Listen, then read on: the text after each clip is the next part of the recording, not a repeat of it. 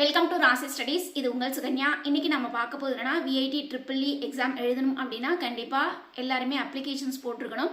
VIT ட்ரிபிள்இக்கு உண்டான applications நேத்தோட முடிவடைந்தது. So VIT triple E யாரெல்லாம் எக்ஸாம்ஸ் எழுதுறாங்களோ அவங்க எல்லாருமே அப்ளிகேஷன்ஸ் போட்டிருப்பாங்க. இப்போ எஸ்பெஷலி ஸ்லாட் புக்கிங் எப்போ அப்படிங்கிறது டீட்டெயில்டாக இந்த வீடியோவில் பார்க்க போகிறோம். அதையும் தாண்டி விஐடி ட்ரிபிள்இ எக்ஸாம்ஸ் எழுதணும்னா சர்டன் கண்டிஷன்ஸ் அவங்க கொடுத்துருக்காங்க. அது என்ன அப்படிங்கிறத டீட்டெயில்டாக இந்த வீடியோவில் பார்க்க போகிறோம். ஸோ இந்த வீடியோவை ஸ்கிப் பண்ணாமல் பாருங்கள். அதுக்கு முன்னாடி என்னோட சேனல் பிடிச்சிருந்தா கண்டிப்பாக லைக் பண்ணி ஷேர் பண்ணுங்கள். தெரியாதவங்க தெரிஞ்சுக்கிட்டும் சப்ஸ்கிரைப் பண்ணுங்கள். பக்கத்தில் இருக்க பெல் ஐகான் பட்டனை கிளிக் பண்ணும்போது என்னோட நோட்டிஃபிகேஷன்ஸ் எல்லாமே உங்களோட மொபைலுக்கு ஈஸியாக வரும்.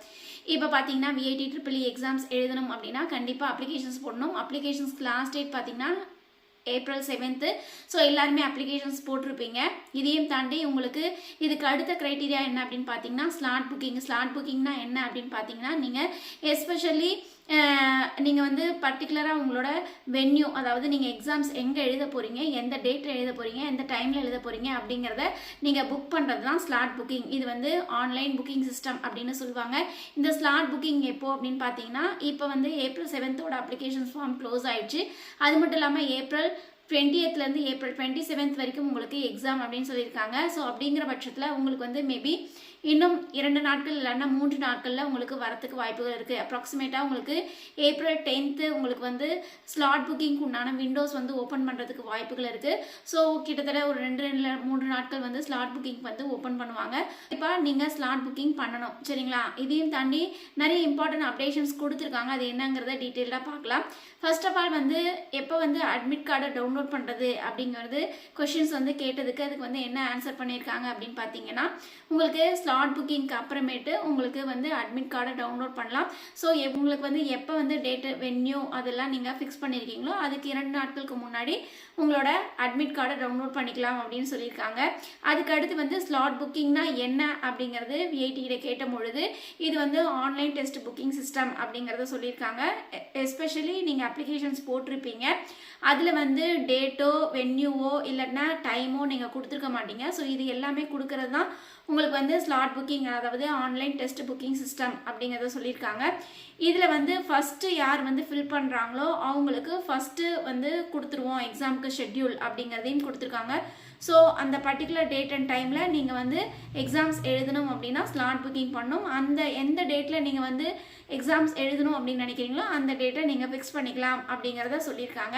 அதுக்கு அடுத்தது உங்களுக்கு இன்னொரு கொஷின்ஸ் கேட்டிருக்காங்க. அது என்ன அப்படின்னா இப்போ நான் ஒரு ஸ்லாட்டை நான் புக் பண்ணிட்டேன், இந்த பர்டிகுலர் டேட் அண்ட் டைமில் நான் இந்த எக்ஸாம்ஸ் எழுதலாம் அப்படிங்கிறத புக் பண்ணிட்டேன். பட் மறுபடியும் என்னால் சேஞ்ச் பண்ண முடியுமா அப்படின்னா கண்டிப்பாக முடியாது, சேஞ்ச் பண்ண முடியாது. ஒன்ஸ் நீங்கள் ஸ்லாட் புக் பண்ணது தான் அந்த டேட் அண்ட் டைமில் தான் நீங்கள் எக்ஸாம் எழுதணும் அப்படிங்கிறத சொல்லியிருக்காங்க.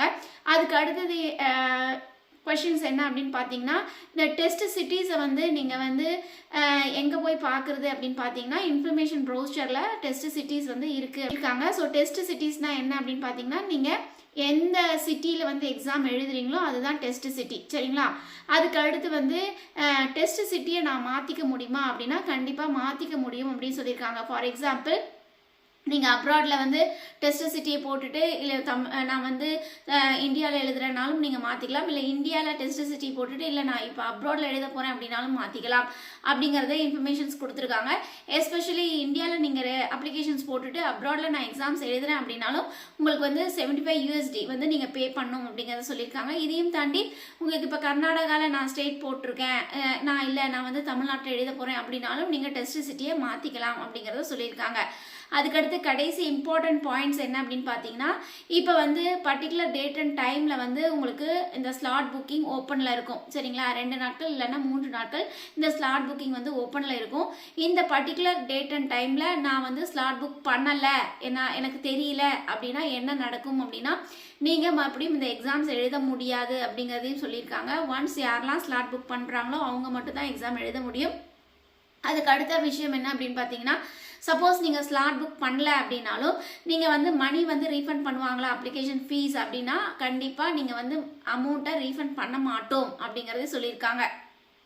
ஸோ இதுதான் ஸோ இதுதான். ஸோ ப்ராப்பராக நீங்கள் அந்த ஸ்லாட் புக்கிங் ஓப்பன் பண்ணும்போது ஃபஸ்ட்டு கம் ஃபஸ்ட்டு சர்வ்ங்கிற மாதிரி உங்களுக்கு வந்து நீங்கள் எந்த டேட் அண்ட் டைமில் நீங்கள் எக்ஸாம் எழுதணும்னு ஆசைப்படுறீங்களோ ஸ்லாட் புக் ஓப்பன் பண்ண உடனே நீங்கள் வந்து ஸ்லாட் புக்கிங் பண்ணிக்கலாம். ஸோ ஸ்லாட் புக்கிங் பண்ணுறதுக்கு உங்களுக்கு எப்போ டேட் வந்து ஓப்பன் பண்ணுவாங்க அப்படின்னா April 10th April 13th உங்களுக்கு வந்து ஸ்லாட் புக்கிங் உண்டான விண்டோஸ் வந்து ஓப்பன் பண்ணுவாங்க. ஸோ நம்மளோட சேனலை நீங்கள் சப்ஸ்கிரைப் பண்ணிவிட்டு பார்க்குறீங்க அப்படின்னா கண்டிப்பாக நம்மளோட சேனலில் நிறைய அப்டேஷன்ஸ் நம்ம விஐடி பொறுத்த வரைக்கும் கொடுப்போம். அதையும் தாண்டி அமிர்தா, எஸ்ஆர்எம், டிஎன்இஏ இதையும் தாண்டி ஜெயிக்கு ஸோ நிறைய அப்டேஷன்ஸ் நம்மளோட சேனலில் வந்துக்கிட்டே இருக்கும்.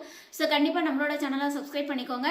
So once again slot book open பண்ண வாட்டி நீங்கள் போய் ஸ்லாட் புக்கிங் பண்ணிவிடுங்க. சப்போஸ் ஸ்லாட் புக்கிங் பண்ணலை, அந்த டைம் எக்ஸ்டெண்ட் ஆயிடுச்சு அப்படின்னா உங்களுக்கு அப்ளிகேஷன் ஃபார்மை ரீஃபண்ட் பண்ண மாட்டோம் அப்படின்னு சொல்லி அனௌன்ஸ்மெண்ட்ஸ் கொடுத்துருக்காங்க. சரிங்களா? ஸோ இதுதான் இம்பார்ட்டன்ட் அப்டேஷன்ஸ். ஸோ இந்த மாதிரி நிறைய அப்டேஷன்ஸ் வேணும்னா கண்டிப்பாக லைக் பண்ணி ஷேர் பண்ணுங்கள். தெரியாதவங்க தெரிஞ்சுக்கிட்டும் சப்ஸ்கிரைப் பண்ணுங்கள். பக்கத்தில் இருக்க பெல் ஐகான் பட்டனை கிளிக் பண்ணும்போது என்னோட நோட்டிஃபிகேஷன்ஸ் எல்லாமே உங்களோட மொபைலுக்கு ஈஸியாக வரும். தேங்க்யூ ஃபார் வாட்சிங். பாய்.